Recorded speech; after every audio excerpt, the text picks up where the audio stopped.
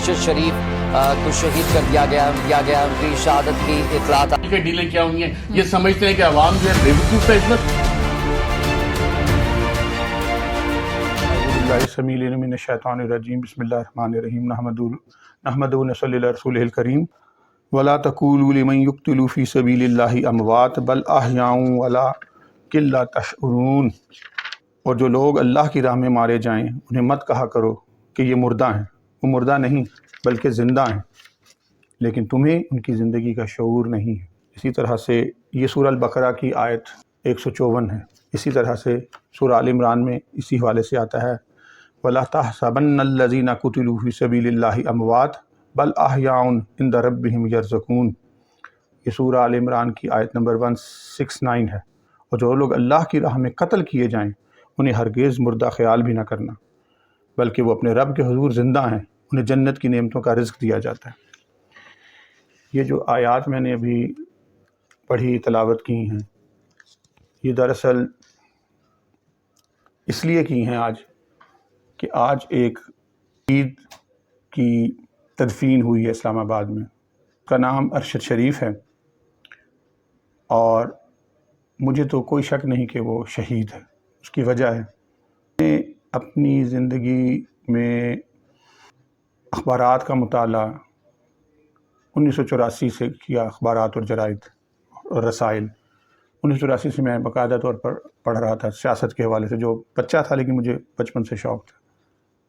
مجھے یاد ہے کہ میں نے آج تک کسی صحافی کی موت پر، وفات پر اس طرح سے لوگوں کی والہانہ عقیدت جس نے قربانی دی، شہادت کے رتبے پر فائز ہوا، تو ایسا جنازہ شاید کسی کو نصیب نہیں ہوا۔ میری زندگی میں نے اپنی 40 سالہ جو زندگی ہے جس میں میں نے باقاعدہ اخبارات اور جرائد کو پڑھا، سنا، دیکھا، اور دوسری بات یہ کہ اس کے بارے میں تو یہ کہا جا سکتا ہے کہ فارسی کا ایک شعر ہے کہ این سعادت بزور بازو نیست تا نہ بخشد خدائے بخشندہ۔ یہ سعادت یعنی جو خوش بختی ہے یہ بازو کے بل پر، زور پر نہیں لی گئی ہے، بلکہ تا نہ بخشد خدائے بخشندہ، جب تک بخشنے والا خدا نہ بخشے یہ نصیب نہیں ہوتی ہر کسی کو۔ ڈیفینیٹلی اس کو جو یہ عزت ملی ہے یہ خدا کی طرف سے ہے۔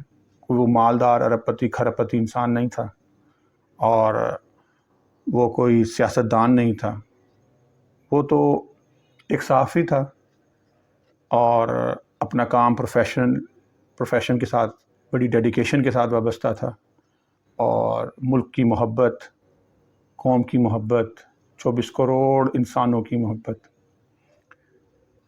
پیر اور منگل کی درمیانی رات 25 تاریخ کو میں رات کو جاگا ہوا تھا، 2:30 بجے کا تقریباً وقت تھا، 2:30، اور کچھ مطالعہ کر رہا تھا۔ اپنے موبائل پر میں نے اچانک سے دیکھا کہ موبائل کو دیکھا تو اس میں خبر آئی ہوئی تھی، ابھی اس کی تصدیق شدہ خبر نہیں تھی، لیکن کہ ارشد شریف کو قتل کر دیا گیا ہے یا اس کو ہلاک کر دیا گیا۔ اس وقت میں بڑا حیران ہوا، پریشان ہوا، اور اس کے بعد میں کچھ دیر انتظار کرتا رہا، گھنٹے ڈیڑھ میں اس کی تصدیق ہو گئی۔ پھر بڑا دکھ ہوا، پھر میں صبح تک سویا بھی نہ، سوچتا رہا ہمارے ملک میں سب کچھ کیا ہو رہا ہے، اور یہ واقعی دکھ کی بات ہے، کیونکہ میں یہ سوچتا ہوں کہ ہم خود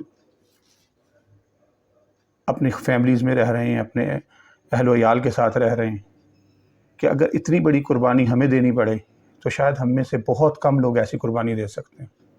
حسینیت کا رستہ، حضرت امام حسین کا رستہ ہے، یہ ہمیشہ مشکلوں کا رستہ ہے، آسانی کا رستہ نہیں ہے۔ تو کسی کو نصیب ہوتا ہے کہ حق کی خاطر جابر حکمران، حدیث رسول ہے کہ جابر حکمران کے سامنے کلمہ حق کہنا جہاد ہے، رسول میں ہمارے نبی کا صلی اللہ علیہ وسلم کا قول مبارک ہے۔ تو اس نے قربانی دی، قوم کے جابر حکمرانوں کے سامنے بولا، اس کی سزا دی گئی اس کو۔ اگر وہ چاہتا تو کمپرومائز کر سکتا تھا، سمجھوتا کر سکتا تھا، اپنی جاب پر بھی رہتا، اور شاید اس کی جیبیں بھی گرم کی جاتی، اس کو بھی بہت سارے لفافے دے دیے جاتے ہیں۔ پتہ نہیں وہ کون افراد ہیں جو اس کو لفافے دینے چاہتے ہوں گے، وہ پھر بھی نہیں لے رہا تھا، اور آخرکار اپنے ان اصول پرستی کی وجہ سے، ان اصولوں کی وجہ سے اور محبت کی وجہ سے جو اس کو ملک کے ساتھ قوم کے ساتھ تھے اور وہ حقائق کو سامنے لانا چاہ رہا تھا، بہت سارے حقائق لاتا رہتا تھا وقتاً فوقت، اور اس کو سزا دی گئی اس چیز کی۔ اس کا ذمہ دار کون ہے؟ اس کا ذمہ دار وہ ہے جنہوں نے اس کو اس دھرتی پر، وہ سن آف دا سائل تھا، اور اسی دھرتی پر جس سے اس کو محبت تھی، اس کی دھرتی تنگ کر دی تھی۔ پھر اس کو پاکستان چھوڑنا پڑا، دبئی میں جا کے اس نے ریفیوج لیا، کچھ وقت گزارا وہاں پر، پھر اس کو وہاں پہ بھی نہیں رہنے دیا گیا، اور بالآخر پھر اس نے کوشش کی لندن کا ویزا حاصل کرنے کی، اور وہ لوگ اتنے طاقتور تھے جو نہیں چاہتے تھے کہ اس کو لندن کا ویزا ملے، اور نہیں لینے دیا گیا اس کو ویزا وہاں سے۔ پھر اس کے بعد اس کو جانا پڑا کینیا، ایک بدنام زمانہ ملک جو لا اینڈ آرڈر کے حوالے سے بدترین ملک ہے۔ وہاں پر جا کر ریفیوج لینی پڑی، کیونکہ اس کے کسی ملک کا ویزا نہیں تھا، تو بغیر ویزے کے یا بعض وہیں جایا جا سکتا تھا، یا یہ کہ آن لائن بھی اپلائی کریں تو 2 گھنٹے میں ویزا لگ جاتا ہے اس کا۔ بہرحال اس کو چھوڑنا پڑا دبئی کو 48 گھنٹے کے اندر، اور وہ چلا گیا۔ اگر وہ چاہتا تو کمپرومائز کر سکتا تھا اور کر کے اپنی زندگی بچا سکتا تھا، لیکن اس نے کمپرومائز نہیں کیا، اور بالآخر وہ رستہ اختیار کیا جو حسینیت کا رستہ ہے۔ اور وقت کے یزیدوں نے اس کو مروا دیا۔ وہ کوئی حادثہ نہیں تھا۔ جو لوگ بھی کہہ رہے ہیں کہ یہ حادثہ ہے، یہ ہے، سب جو رپورٹیں وغیرہ آ رہی ہیں، جو ہم سن رہے ہیں، سمجھ رہے ہیں، وہاں کسی جو 5 مرتبہ جو رپورٹ آئی ہے اس کے اندر تضاد پایا جاتا ہے، ہر رپورٹ دوسرے سے جدا ہے، تو صاف پتہ لگ رہا ہے کہ اس چیز کو کور اپ کیا جا رہا ہے۔ تو میرے خیال میں اس کی جو شہادت ہے ارشد شریف کی، اس کو میں بھلانا نہیں چاہیے، اور اس کو رائے گاہ نہیں جانے دینا چاہیے۔ وقت ہے کہ اب ہم جاگیں اور اپنے ملک کو آزاد کروائیں اور حقیقی آزادی کو پائیں، جس کی وجہ سے یہ پاکستان بنا تھا۔ اگر پاکستان جو بنا، اگر ہم غور کریں تو پاکستان کیوں بنا تھا؟ ہم تو ہندوؤں کے ساتھ بھی رہ سکتے تھے، رہ بھی رہے تھے، 1000 سال سے رہ رہے تھے ہندوؤں کے ساتھ، مزید وقت بھی گزار سکتے تھے۔ ہم ایک آزاد ریاست چاہتے تھے جہاں پر اپنے مذہب، دین، کلچر کے مطابق زندگی گزار سکیں۔ تو آزادی، ہماری حریت، آزادی ہماری دین مذہب کا بنیادی عنصر ہے۔ نبی کریم صلی اللہ علیہ وسلم اگر زندگی صرف عبادات کے لیے، تو سارے جھگڑے نہیں تھے۔ اگر ہم غور کریں تو صرف عبادات کے جھگڑے نہیں تھے، وہ تو حریت تھی، ذہنی آزادی، فکری آزادی، بس ایک خدا کے آگے جھکنا اور کسی کے آگے نہ جھکنا۔ اور پھر اس کے بعد حضرت امام حسین علیہ السلام کو آپ دیکھیں کہ وہ بھی یزید کے سامنے کھڑے ہوئے، جابر حکمران کے سامنے کھڑے ہوئے۔ حضور علیہ السلام کو بدر و حنین کرنی پڑی، حضرت امام حسین سید الشہداء سلام علیہ السلام کو قربانی دینی پڑی۔ تو جب آپ اس رستے پہ چلتے ہیں، حق کی اور صداقت کی رستے پر، تو ڈیفینیٹلی زندگی میں مسائل کھڑے ہوتے ہیں، اور اس کو اس کی پرائس پے کرنی پڑی۔ اور اس کے علاوہ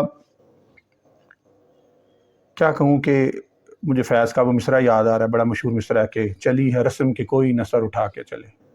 اب وہ وقت ہم پر آ گیا، فسطائیت، فاشزم کی بدترین صورتحال پاکستان میں اس وقت ایمرج ہوتی چلی جا رہی ہے، بڑی تیزی کے ساتھ ظہور پذیر ہوئی ہے اور پھیلتی ہی چلی جا رہی ہے وہ۔ تو میرا خیال ہے وقت آ گیا کہ اس کی جو شہادت ہے ارشد شریف کی، اس کو ہم بالکل بھی ضائع نہ ہونے دیں، رائے گاہ نہ جانے دیں، اور اپنی سطح پر اپنی آواز اٹھائیں اور حقیقی آزادی کی طرف بڑھیں۔ اس کے علاوہ اس کا بھائی بھی شہید ہے، فوج میں میجر تھا، اللہ تعالیٰ اس کے درجات بلند کرے۔ پھر دوسرا بیٹا، 2 ہی بیٹے تھے اس کی ماں کے، دونوں اللہ کی حضور بطور شہید پیش ہو گئے، اور اس ماں کی بہت بڑی ہمت ہے، اور اللہ تعالیٰ اس کو صبر دے۔ اور پھر یہ کہ اس کی بیویاں بھی ہیں، اس کے 5 بچے ہیں، 4 بیٹے اور 1 بیٹی۔ پوری فیملی جو ہے सरबराह से महरूम हो चुकी है। अगर हम अपने ऊपर ये एज्यूम करें कि अगर हमें इस मरहले से गुजरना पड़े तो शायद हम में से इस तरह की कुर्बानी, उस किस्म के हालात में से गुजरने की हम में हिम्मत ना हो, लेकिन वो फैमिली गुजर रही है इसमें से, और बड़े सब्र के साथ गुजर रही है। अल्लाह उनको सब्र जमील दे और उनको मज़ीद मुश्किलों से बचाए और पाकिस्तान को एक हकीकी तौर पर आज़ाद और ख़ुद मुख्तार मुल्क बनने की तौफ़ीक दे, जिसके लिए अल्लामा मोहम्मद इकबाल और कायद मोहम्मद अली जिन्ना रहमतुल्लाह अलैह ने कोशिश की थी। हमें अंग्रेज़ की ग़ुलामी से निकाल कर किसी और की ग़ुलामी में देने के लिए मुल्क नहीं बना था। ये मुल्क इसलिए बना था कि हम जब ये मुल्क बनेगा उसके बाद हम आज़ाद, ख़ुद मुख्तार और सिर्फ़ अल्लाह के आगे झुकेंगे।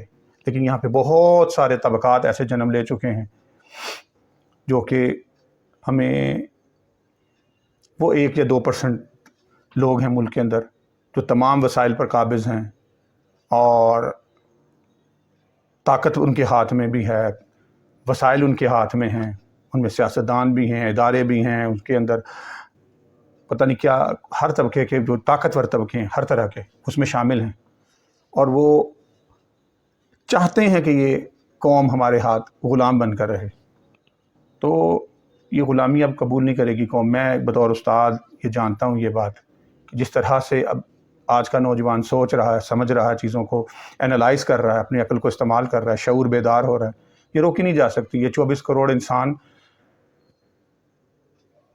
भेड़ बकरियां नहीं हैं, ये इंसान हैं, और उसमें से भी हमारे यहाँ 60-65% नौजवान हैं, और नौजवान नस्ल ही असल वो ताकत होती है जो तब्दीली लाती है, जो इनकलाब लाती है, जो कुछ करती है मुल्क और कौम के लिए। अब मैं देख रहा हूँ तेज़ी के साथ नौजवान नस्ल जो है वो इस चीज़ के लिए तैयार है, और अल्लाह ताला हमारी नौजवान नस्ल को वाकई हकीकी पाकिस्तान बनाने की तौफ़ीक दे, और अरशद शरीफ के दर्जात अल्लाह बुलंद करे, और उसकी फ़ैमिली को, उसके अहल ख़ाना को अल्लाह ताला सब्र दे।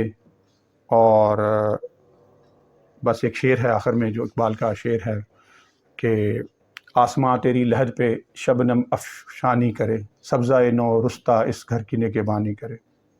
वमा लना अल बलाग। शुक्रिया।